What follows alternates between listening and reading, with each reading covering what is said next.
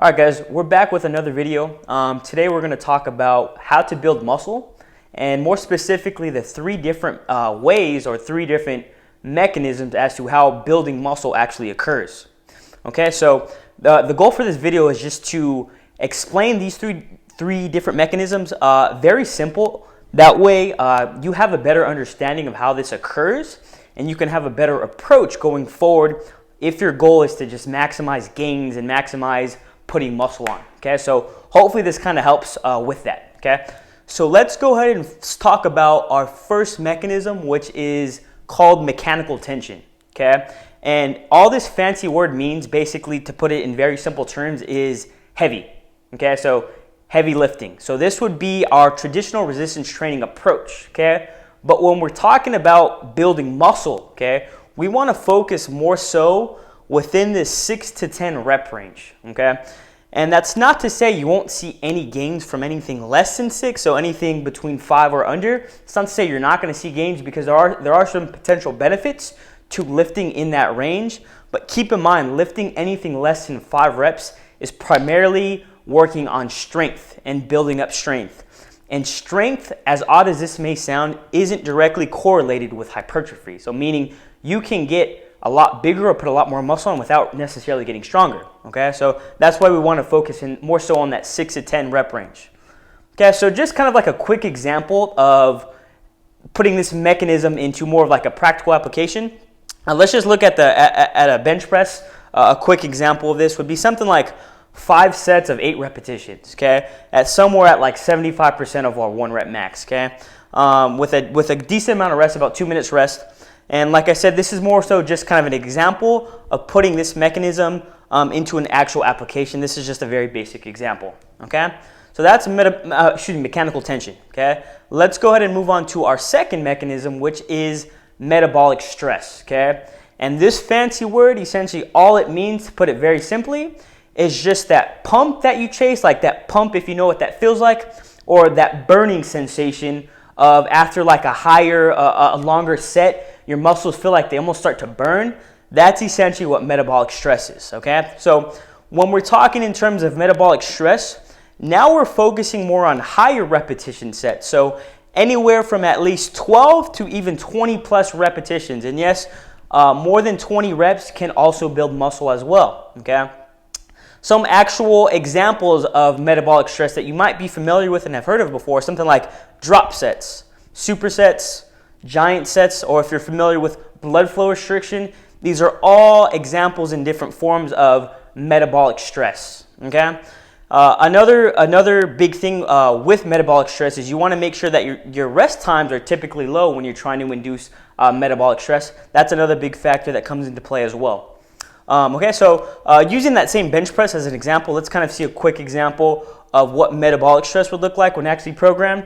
So something like 3 sets of 15 repetitions at somewhere like 60% of our 1 rep max with a 45-second rest in between each set. So something with a higher rep range like this and a very little rest time is going to induce a pump, or is going to induce that burning feeling when you're performing those sets. And that's kind of what you're looking for in terms of metabolic stress. Okay? And our last mechanism is called muscle damage. And what is muscle damage? Essentially, that is soreness, okay? So when you get sore, that is occurring from muscle damage.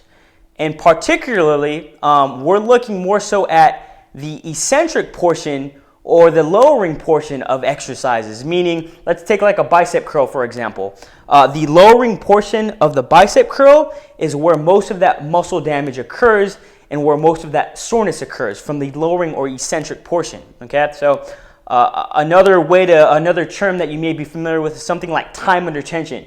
This can also induce muscle damage, okay? So meaning fully controlled, nice and slow, full range of motion repetitions is going to induce a good amount of muscle damage, okay? Keep in mind that we can also induce muscle damage from just simply like high volume anything. So something like 10 by 10 sets of 10 repetitions, no matter how you go about doing that, you're probably going to be pretty sore from that, okay? So that's how you can also induce muscle damage. Keep in mind, though, that we do not always want to chase soreness, although muscle damage, soreness can occur from muscle damage, you don't want to always be chasing that, because constantly chasing soreness is, one, it's going to really affect recovery for the next day and the few days after that. If you're training back-to-back days, it's going to affect that, and it can also even potentially reduce your gains. If you're constantly sore, you might start even losing muscle, and that's something you don't want to do. So muscle damage, soreness, you should feel that sparingly on a limited basis. You don't want to always be chasing or feeling soreness, okay? So now that we have a better idea of that, what does this look like in like a quick example programmed? So using that same bench press example, something like 4 sets of 8 to 10 repetitions at somewhere at like 65% of our 1 rep max, but we want to add a tempo to this. So what we're going to do for every single rep is we're going to have a 5-second lowering before we come back up. 5, 4, 3, 2, 1, and then come back up. That is going to induce a good amount of muscle damage, which may lead to a little bit of soreness. Okay, so hopefully these 3 different mechanisms kind of make sense now and you have a better understanding of them. So when we're going about actually programming for them, how can we do this? So we can approach this one of 2 ways. We can either approach each mechanism individually and have its own training block, emphasizing each mechanism. So something like 3 or 4 weeks of we're really just focusing on mechanical tension. A 3 to 4 week block, we're really just focusing on metabolic stresses and getting pumps and things like that. And maybe like a smaller block of muscle damage where we're just focusing on inducing some soreness and really slowing down those tempos and those time under tension. Okay, so you can either program them on a block by block basis, or you can have some type of crossover effect where you're actually training 2 or more mechanisms simultaneously. And what do I mean by that? So for example, like let's go back to mechanical tension.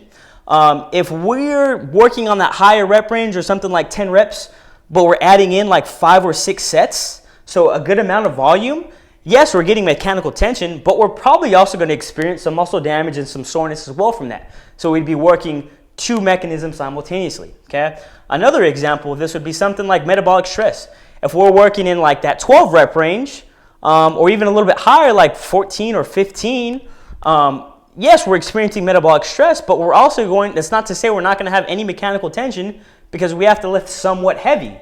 But because that load is going to be limited, we're probably not going to be experiencing too much muscle damage, okay? So hopefully that can kind of make sense to you, but we can essentially train multiple mechanisms simultaneously. We don't have to just individualize each one. So a good rule of thumb, or a nice simple way to think about this, is when you're programming, you want to try to lift something that is somewhat heavy, something that gives you a little bit of a pump, and may potentially get you a little bit sore the next day. Okay, so if you're hitting all 3 of those, more than likely you're hitting all 3 of these mechanisms, and you're going to experience gains. Okay, so hopefully this kind of helps as far as get a better understanding of how to build muscle going forward, so you guys can have a better approach in doing that. Okay, so let me know what you think, and like I said, hopefully this video helps, and I'll see you guys soon.